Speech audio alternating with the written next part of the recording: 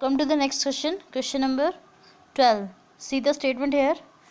15 year from now Ravi's age will be 4 times his present age. आपको statement में क्या दे रखा है कि आज से 15 साल बाद जो रवि की एज है उसकी प्रेजेंट एज के 4 टाइम्स हो जाएगी, जो उसकी आज के टाइम में एज है उसके 4 टाइम्स हो जाएगी, 4 गुना हो जाएगी। अब आपको निकालना है क्या है, what is the present age. आपको रवि की जो प्रेजेंट एज है वो आपको निकालनी है। तो इन क्वेश्चंस को करने का सिंपल तरीका क्या होता है, जो भी आपको निकालना होता है उसी को हम एक्स मान लेते हैं, ठीक है। तो यहाँ पर आपको क्या निकालना है, रवि की प्रेजेंट एज निकालनी है। तो उसी को देखिए मैं कैसे कर रही हूँ, रवि की जो प्रेजेंट एज है उसको मैंने एक्स मान लिया। Let the Ravi's present age is equals to x. अब अगर मैं आपसे ये बोलती हूँ कि आज आपकी जो प्रेजेंट एज है वो मान लीजिए 12 ईयर्स है, तो 15 ईयर बाद क्या होगी, प्लस में 15 हो जाएगा जितनी भी आपकी प्रेजेंट एज है। तो ऐसे ही यहाँ पर 15 साल के बाद जो रवि की एज होगी वो कितनी हो जाएगी, एक्स प्लस 15 हो जाएगी। अगर उसकी प्रेजेंट एज एक्स ईयर है तो 15 ईयर्स के बाद उसकी जो एज है वो कितनी हो जाएगी, एक्स प्लस 15 हो जाएगी, ठीक है। अब देखिए आपको स्टेटमेंट में क्या बोल रखा है कि 15 साल बाद उसकी जो एज है उसके प्रेजेंट एज की 4 टाइम्स हो जाएगी, 4 गुना हो जाएगी। तो यहाँ से आपके पास इक्वेशन क्या बनेगी, एक्स प्लस 15 तो उसकी 15 साल बाद एज होगी, और उसने बोला था 4 टाइम्स हो जाएगी प्रेजेंट एज की। प्रेजेंट एज कितनी है, एक्स है, और उसके 4 टाइम्स मतलब 4 से आप मल्टीप्लाई कर दोगे। तो इक्वेशन क्या बन गई आपके पास, x plus 15 that is equals to 4x। Now what you have to do, you have to solve the equation. अब आपको बस एक इक्वेशन को सोल्व करना है और आपके पास x की वैल्यू आ जाएगी, मतलब रवि की जो प्रेजेंट एज है वो आपके पास आ जाएगी। तो देखिए कैसे करना है। अब फिर से आपका वही काम, जो वेरिएबल है उसको लेफ्ट साइड पर लेके जाओगे। यहाँ पर जो है 4x है, प्लस के साइन के साथ है, जब आप इसकी साइड चेंज करोगे तो ये माइनस में आ जाएगा। और जो 15 है ये लेफ्ट साइड पर है, इसको आपको राइट में लेके जाना है, क्योंकि जो कांस्टेंट होते हैं उसको हम राइट में रखते हैं। प्लस का 15 है, साइड चेंज करोगे तो माइनस का 15 हो जाएगा यहाँ पर, ठीक है। अब देखिए 4 माइनस एक्स, 4x माइनस या फिर x माइनस 4x आपके पास कितना आ जाएगा, माइनस का 3x, क्योंकि प्लस माइनस माइनस और साइन किसका आता है, बड़े का। बड़ा यहाँ पर कौन है, 4 है, ठीक है। तो ये आ जाएगा -3 दैट इज इक्वल्स टू -15। अब देखिए 3 जो है माइनस का इसके साथ मल्टीप्लाई में है, जब साइड चेंज करेंगे तो डिवाइड में हो जाएगा, इससे कट गया। तो x की वैल्यू कितनी आ गई, 5। तो रवि की जो प्रेजेंट एज है वो कितनी हो जाएगी, 5 year. I think you got the point. तो आपके पास जो रवि की जो प्रेजेंट एज है वो आपके पास कितनी आ चुकी है, 5 ईयर आ चुकी है, ठीक है। Now come to the next.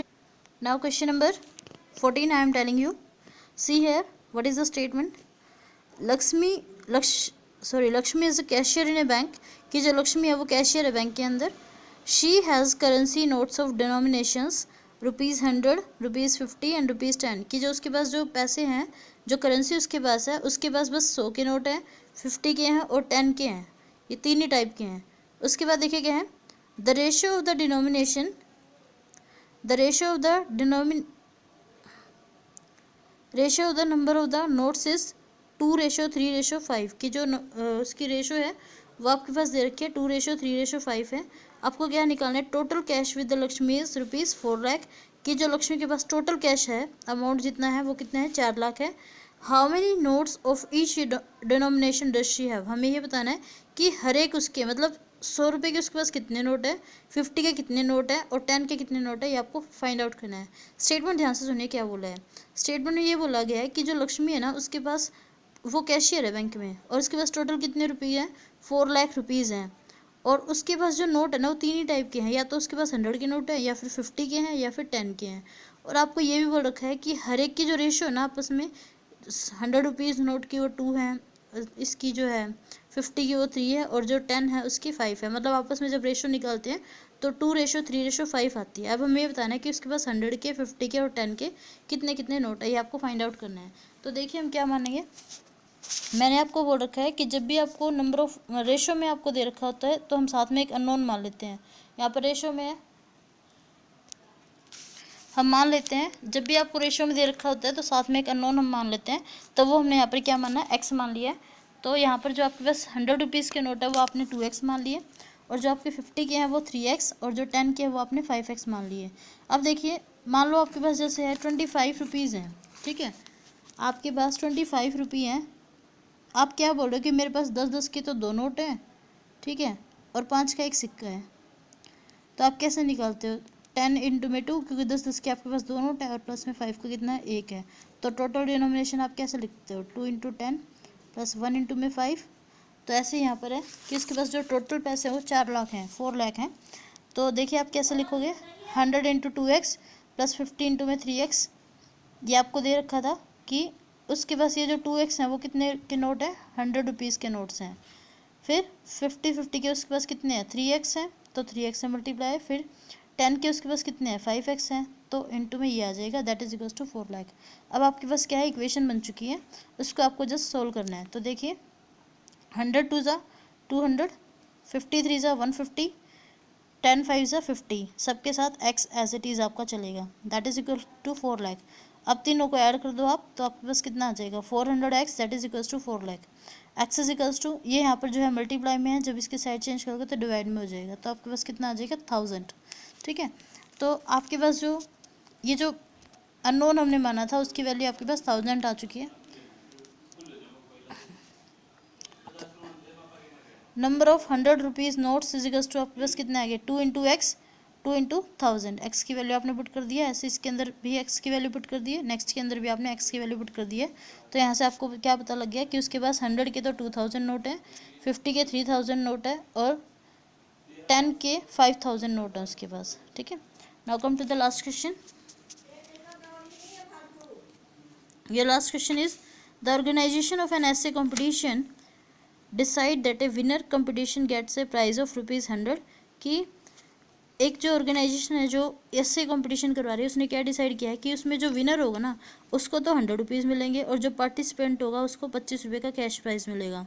The total prize money distributed is ₹3000। की जो टोटल वो पैसे वहाँ पर डिस्ट्रीब्यूट करेगा वो आपके पास कितने हैं, ₹3000 है।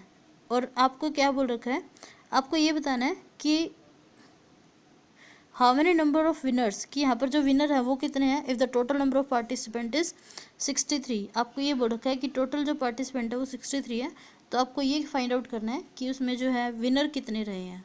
अब देखिए क्वेश्चन में क्या दे रखा था, स्टेटमेंट ध्यान से सुनते हैं। उसने बोला टोटल जो पार्टिसिपेंट है वो 63 है। ठीक है, अब आपको ये बताना है उनमें से विनर कितने हैं, कि विनर को अगर वो 100 रुपीज़ दे और जो पार्टिसिपेंट है उसको अगर 25 रुपये दे, तो उसको टोटल जो पैसे दे रहा है वो 3000 दे रहा है। तो अब ये देखिए इसी को यूज़ करेंगे हमने मान लिया है जो भी आपको निकालना होता है, विनर आपको निकालने तो एक्स मान लिया, पार्टिसिपेंट टोटल जो है 63 है, विनर जो है उसी में से निकलेंगे। ये तो है नहीं कोई अलग से आप पार्टिसिपेट कर रहे हैं बच्चा उसको दो, तो जो पार्टिसिपेंट बचेंगे वो कितने बचेंगे, 63 माइनस एक्स बचेंगे। विनर के लिए प्राइस कितना है, 100 है, पार्टिसिपेंट के लिए कितना है, 25 है, स्टेटमेंट में मेंशन है आपका।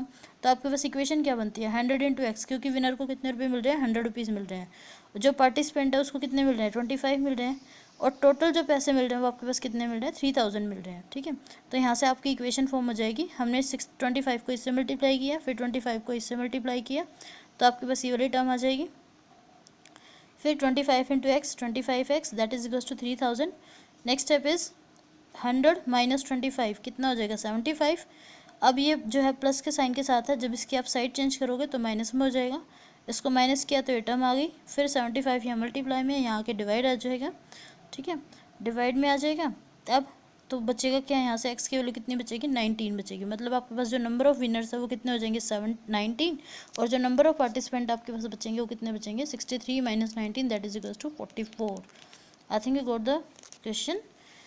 दोबारा सुन लो, हमें क्या बोला था कि टोटल जो पार्टिसिपेंट है ना वो 63 हैं, विनर जो होंगे पार्टिसिपेंट में से ही निकलेंगे, तो उसको हमने क्या मान लिया, एक्स मान लिया। तो पार्टिसिपेंट कितने बचे, 63 माइनस एक्स बचेंगे, जिनको वो 25 रुपये देगा पर कैंडिडेट। तो विनर को 100 रुपीज़ दे रहा है और जो पार्टिसिपेंट है उसको 25 मिल रहा है। तो इक्वेशन क्या बनेगी, 100 इंटू एक्स, क्योंकि 100 किसको मिलेंगे, विनर को मिलेंगे, और 63 माइनस एक्स, ये जो पार्टिसिपेंट है वो कितने हैं, इतने, यहाँ से जो बचेंगे विनर जितने होंगे उसमें से पार्टिसिपेंट में से माइनस कर दो तो पार्टिसिपेंट बच जाएंगे खाली, into 25, that is equal to 3000। Equation बन गई, इसको सोल्व कर लिया, हमारे पास आंसर आ गया। Thank you.